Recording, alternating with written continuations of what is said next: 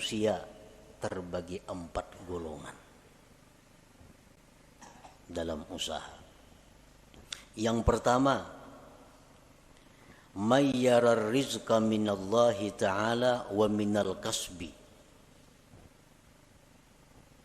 Ada orang yang melihat atau meyakini rezeki itu dari Allah dan dari usaha. Ini meyakini rezeki itu dari Allah dan dari usahanya. Gabungan dua itu datanglah rezeki. Bahwa musyrik, maka ini orang ngarannya musyrik, menyekutukan Allah. Bujurai rezeki daripada Allah.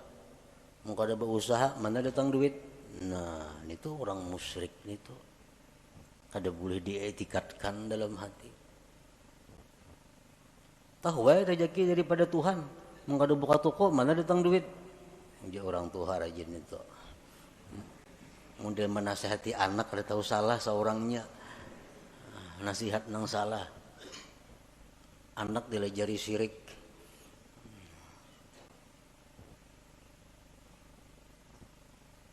May yara rizqa minallah ta'ala wa minal kasbi fahuwa musyrik. Yang kedua, may yara rizqa minallahi ta'ala wa la yadri ayyu'tihi amla fahuwa syakkun munafik. Orang yang melihat atau meyakini rezeki dari Allah, dia sudah tahu rezeki dari Allah, kada daripada yang lain. Rezeki dari Allah. Cuma inya kada tahu aku ini diberi Tuhan kah kada kah. Bujur aja rezeki dari Allah. Cuma aku ini adakah jatah kada adakah. Nah, ini orang munafik ngarannya.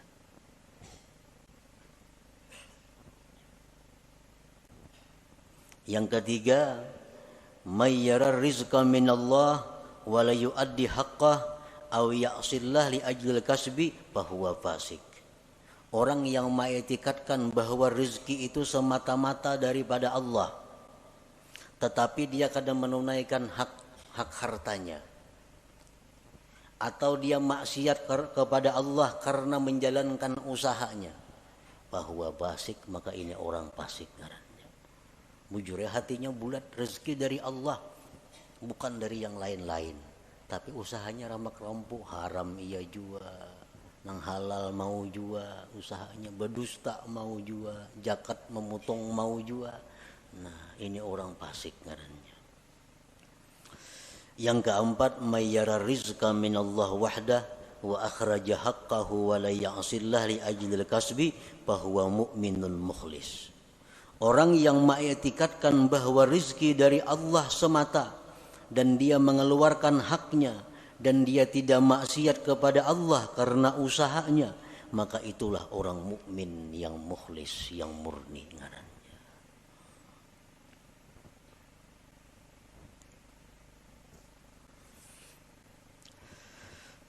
Para muhibbin rahimakumullah.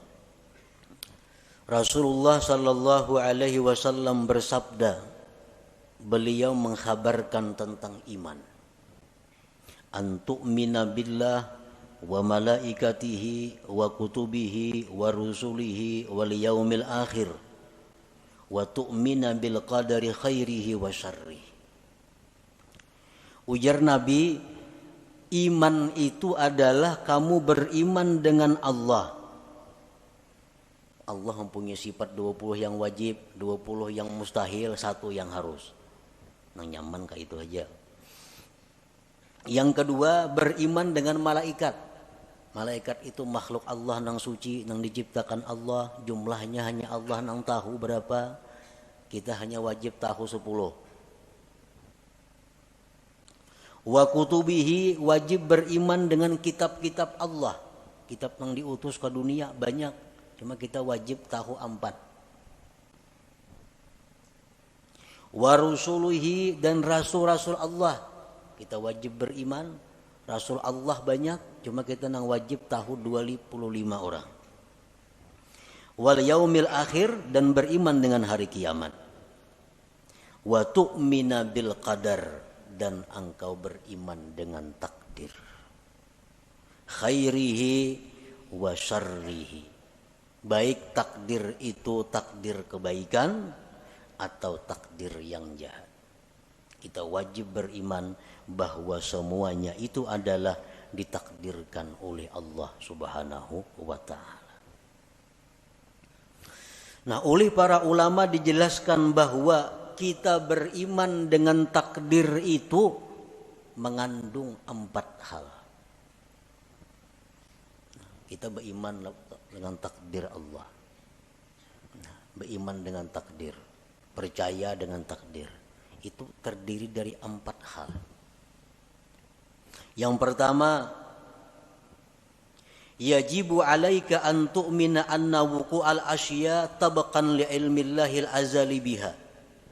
Wajib atas engkau bahwa engkau beriman bahwa terjadinya sesuatu itu sesuai dengan ilmu Allah yang azali.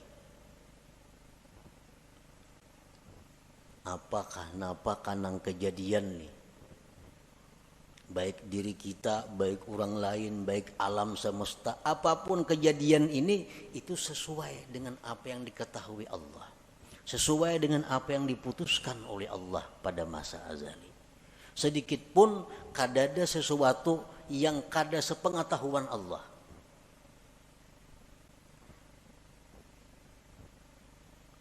Wajib engkau beriman bahwa terjadinya sesuatu itu sesuai dengan ilmunya Allah. Nah, yang kedua, yajibu alaika an tu'mina annahu ta'ala khalaqa af'alal ibad kullaha min khairin wa syarrin wa iman wa kufrin. Wajib atas engkau beriman bahwa Allah Ta'ala itulah yang menciptakan perbuatan hamba seluruhnya, baik jahat, iman dan kafir. Iman, kafir, baik, jahat, itu semuanya adalah ciptaan Allah. Nah, kita wajib di dalam hati mengetikatkan itu. Innallaha khalaqal khaira wasyarr, Allah menciptakan kebaikan dan kejahatan. Tuba liman khuliqa lil khair, untung orang yang diciptakan Allah untuk kebaikan. Allah ada maulah surga, Allah ada maulah neraka. Kedua-duanya ulahan Tuhan. Allah menciptakan manusia, ada yang diciptanya untuk menghuni surga, ada yang dicipta untuk menghuni neraka. Ujar Nabi, tuba liman khuliqa lil khair, beruntung orang yang diciptakan untuk kebaikan. Sembahyang mudah, beribadat mudah, menuntut ilmu lancar, nang haram-haram mudah menjauhi. Ini tuba, beruntung orang seperti ini, karena diciptakan Tuhan untuk kebaikan. Yang ketiga, yajibu alaika an tu'mina, wajib engkau beriman annama qaddarahullah fi azalihi la budda min wuku'ihi wa ma la yuqaddiruhu yastahilu wuku'uhu. Wajib engkau beriman bahwa sesuatu yang ditakdirkan Allah itu pasti terjadi, dan yang tidak ditakdirkan Allah mustahil terjadi. Itu yang ketiga, yang wajib kita percayai, kita i'tikadkan di dalam hati kita, bahwa apa yang ditakdirkan Allah itu pasti terjadi. Apa yang ditakdirkan Allah itu ampun kita. Apa yang ditakdirkan Allah itu jatah kita. Mau kada mau pasti mendatangi kita. Mun kita kada hendak mendatangi, inyan datangi. Inyan datangi. Ada orang fakir datang kepada Rasulullah sallallahu alaihi wasallam. Diberi Nabi kurma. Nah, kurma je Nabi, ini ampun ikam. Kurma ni je Nabi. Jaka ikam kata datang je Nabi, kurmanya datangi ikam ke rumah. Laka ikam ya Nabi kada datang ke sini. Kuruma ini datang ke rumah ikam karena ini ampun ikam kuruma ini. Sesuatu yang ditakdirkan Tuhan itu bukan ampun kita. Nangapa? Karena bukan ampun kita, jatah kita mustahil jadi milik kita. Mustahil jadi milik kita. Mesti beambung kita hendak minta, kada kawa. Amun itu kada ampun kita. Iya nang tadi kita berusaha, kita berdoa, amun nang diminta ini kada ampun kita kayak apa? Peminta ampun kita belum minta diberi Tuhan. Nang sulit ini kita minta nang kada ampun kita, lalu kada kabul doa itu. Jadi wajib kita beriman annama qaddarahullah bi azalihi, sesuatu yang Allah takdirkan pada azalnya la budda mi wuqu'ihi, tidak boleh tidak atau pasti terjadi. Wa ma la yuqaddiruhu yastahilu wuquhu, dan sesuatu yang tidak Allah takdirkan mustahil terjadi.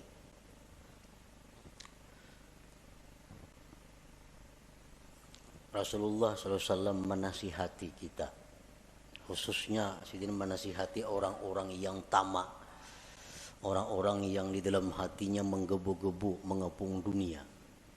Ujar Nabi, ajmilu fit talab. Ujar Nabi, ajmilu fit talab artinya apa? Elok-eloklah mencari rezeki itu. Baik-baik mencari rezeki itu. Kenapa sebabnya? Karena ampun ikam tuh pasti tak ikam juga. Amun tuh memang ampun ikam, tak ikam juga datangnya. Amunnya kada betah dapat. Karena tuh kada ampun ikam. Jadi bercari bujur-bujur nang halal, aturan Allah ke ini, aturan agama turuti itu. Nah, turuti itu. Karena kalau itu memang ampun ikam, pasti sampai kepada engkau. Doa Sayyidina Ali karramallahu wajhah, Allahumma srif qalbi amma sarabtahu anni. Ini doa yang sangat pendek tetapi mantap. Allahumma srif qalbi amma sarabtahu anni. Artinya apa? Ya Allah, palingkan hatiku. Jangan menoleh artinya. Ya Allah, palingkan hatiku. Jangan menoleh, jangan menghendaki, jangan mengingini. Ma sarabtahu anni, sesuatu yang memang bukan jatahku. Jadi amun itu tuh kada ada jatah seorang, jangan ada hendak hati ini. Nang kali ini hendak pas kada ada jatahnya kalau sakit hati. Nah, hendak lawan itu bukan jatah kita. Nah, jadi Allahumma srif qalbi amma sarabtahu anni. Ya Allah, palingkanlah hatiku dari sesuatu yang telah kamu palingkan dia daripadaku.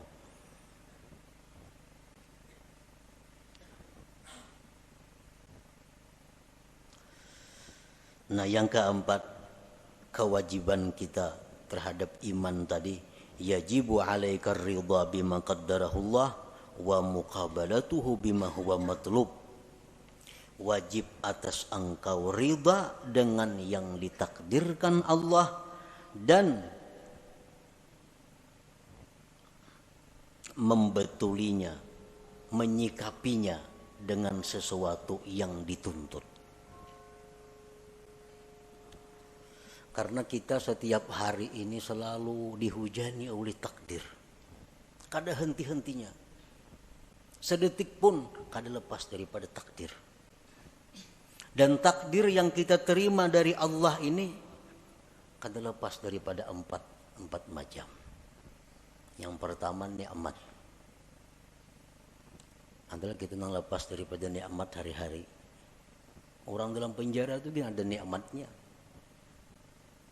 Nikmat.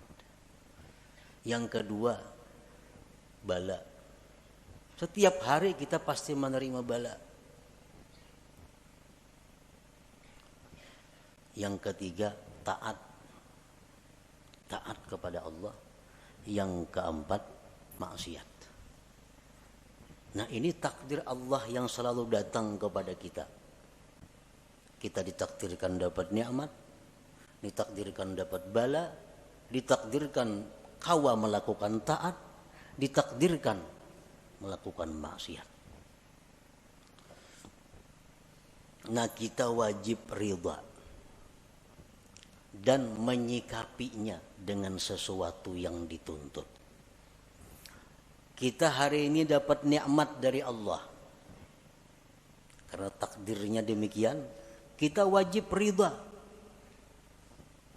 Membetulinya adalah syukur.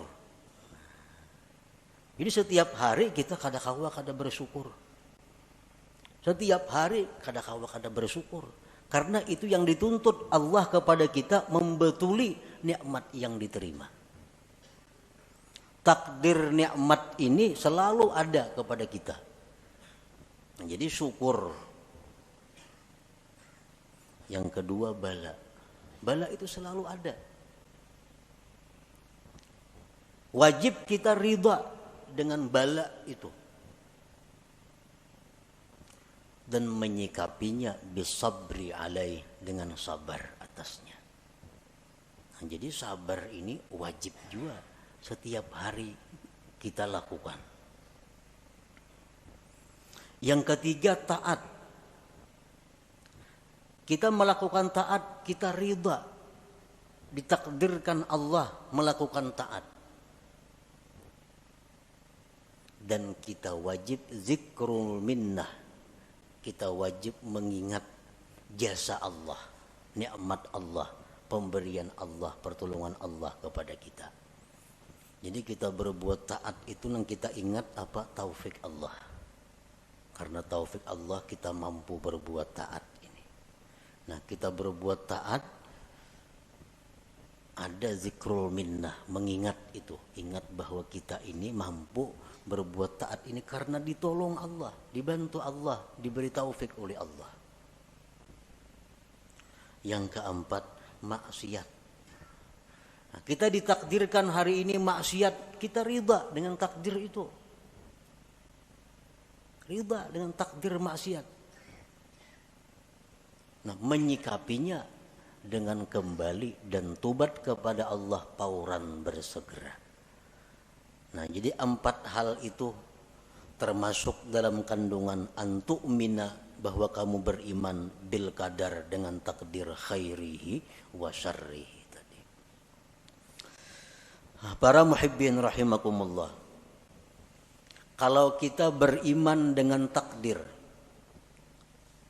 iman kita dengan takdir ini asalkan bujur-bujur akan membuahkan banyak manfaat, membuahkan banyak buahnya. Oleh para ulama disebutkan samaratul iman bil qadar, buah iman dengan takdir itu pertama al-itminan, tenang. Tenang. Hidup tenang. Artinya kada gelisah, apalagi stres. Orang stres, orang kebanyakan pikiran tuh orang kada beriman dengan takdir. Samuan asa seorang mau urusinya, samuan asa seorang na menanggungnya, akhirnya stres. Padahal jakanya beriman dengan qadar ini, beriman dengan takdir ini, hidupnya akan itminan, tenang. Yang kedua, at-tawakkul. Orang yang beriman dengan takdir, hidupnya penuh dengan tawakal kepada Allah. Yang ketiga, ada mutaubih li khalqillah. Kada mau mencela, kada mau meniwas lawan makhluk Allah. Anas bin Malik berkata, aku 10 tahun berkhadam dengan Rasulullah sallallahu alaihi wasallam. 10 tahun berkhadam. Kada pernah Nabi itu meniwas aku. Kan apa ikam ka ini? Maka aku suruh jangan. Nah, kada mau Nabi ka itu. Kada pernah Nabi berkata, kenapa ikam ka itu? Maka aku tangati. Nah,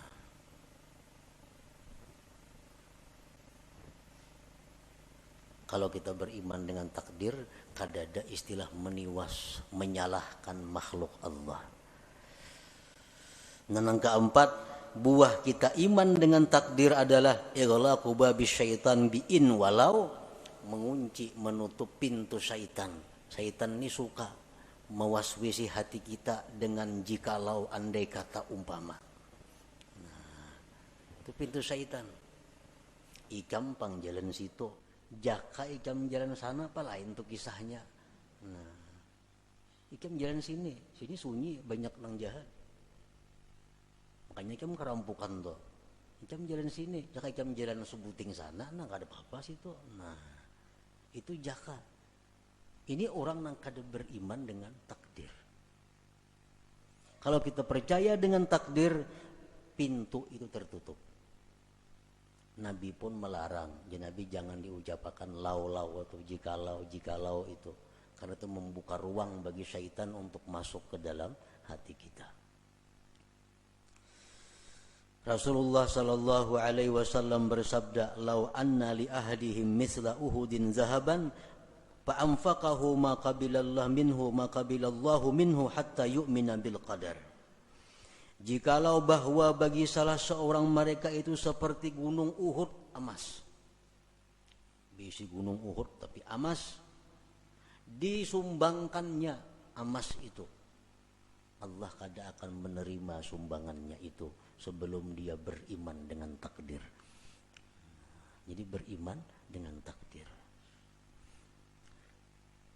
Nah, kesimpulan daripada apa yang disampaikan oleh Imam Ahmad Ibnu Athaillah dalam hikmah yang ketiga ini, sawabiqul himam, bahwasanya himmah yang cepat atau kuatnya cita-cita seseorang, la takhriqu aswaral aqdar, tidak akan bisa merubik takdir. Bagaimanapun usaha kita, bagaimanapun doa kita, bagaimanapun tawajuh kita, kada akan bisa berhasil kalau itu bertentangan dengan takdir Allah Subhanahu wa taala. Bukan berarti beliau ini menghimbau kita untuk menjauhi sebab. Bukan berarti demikian.